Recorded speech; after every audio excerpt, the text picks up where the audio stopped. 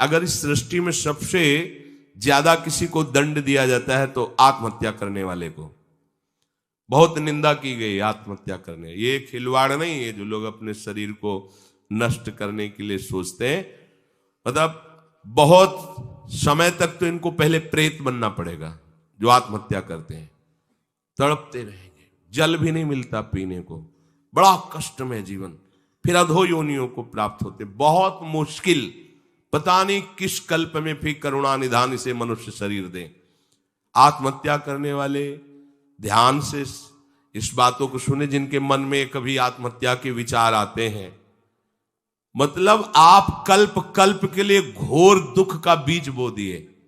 शरीर रोगी है, या समय प्रतिकूल है, या आप किसी पर विजय नहीं प्राप्त कर पा रहे, परीक्षा में पास नहीं हो पा रहे, या आपके अनुकूल कोई बात नहीं बन रही, तो मरना जरूरी है क्या?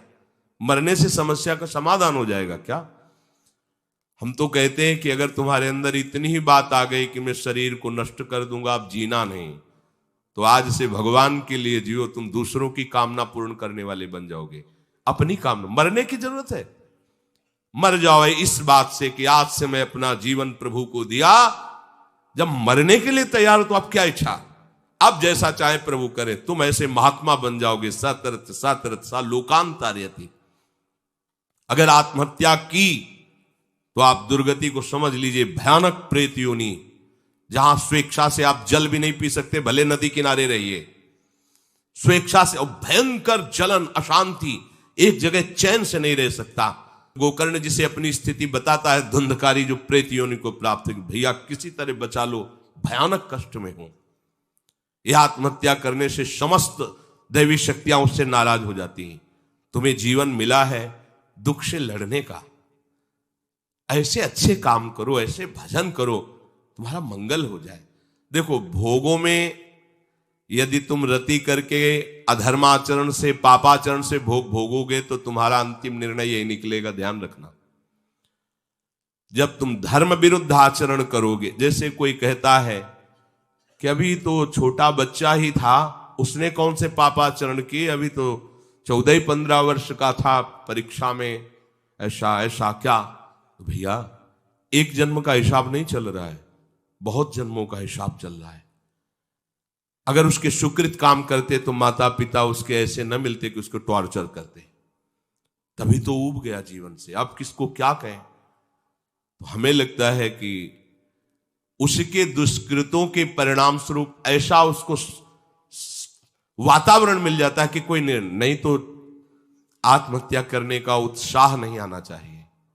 हमें लगता है माता पिता को चाहिए कि अपने बच्चों से ऐसे मित्रता का व्यवहार करें कि उनके दुष्कृत नाश करने वाली भावना हृदय में जागृत हो, ना कि शरीर छोड़ने वाली। कोई बात नहीं, अगर इस बार फेल हो गए हो ना, हम तुम्हें और अच्छा ट्यूशन पढ़ाएंगे। पर वो संसारिक लाभ को ही लाभ जानने वाले जानते हैं, इतना पैसा लगाया बर्बाद। अब वो बेचारा छोटी सी बुद्धि का पूर्व के दुष्कृत परिणाम से प्रेरित हुआ और उसको लगता है मैं आत्महत्या कर लूं। किसानी में सफलता नहीं मिल, लगता है आत्महत्या कर लूं।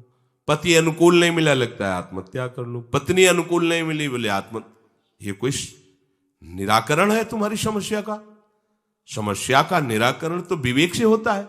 आप भगवान का आश्रय लेकर के भजन करते हुए फिर विचार कीजिए तो आपको रास्ता मिल जाएगा। पर जो रास्ता देने वाले प्रभु है उनसे तो आप विमुख हो चुके हैं, गंदे आचरण कर रहे हैं, मन में आध्यात्मिक शक्ति नहीं रह गई, बस वही निर्णय देने लगता है कि क्या करूं, इससे तो जीना ठीक नहीं है।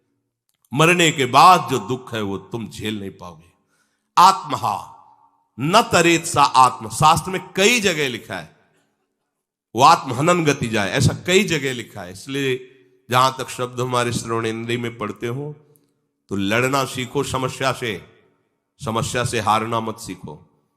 समस्याएं तो आती रहेंगी, लेकिन तुम्हारा जो जीवन है बार बार नहीं मिलेगा। और नाम जप करोगे तो सबसे जीत जाओगे। नाम जप करोगे तो दूसरों को भी बचाने वाले बन जाओगे। नाम जप करोगे तो सही बात, तुम्हें कोई डिप्रेशन में डाल सके, आज तक ऐसी कोई समस्या पैदा नहीं हुई। आप नाम जप करके तो देखो। पर प्रभु से और प्रभु के नाम से आपका परिचय नहीं तो बस देहाभिमान में फूले घूमते हैं। जहां उस देहाभिमान में ठेस लगी तो लगा देह को नष्ट कर। अरे देह को नष्ट करना कोई समस्या का समाधान थोड़ी।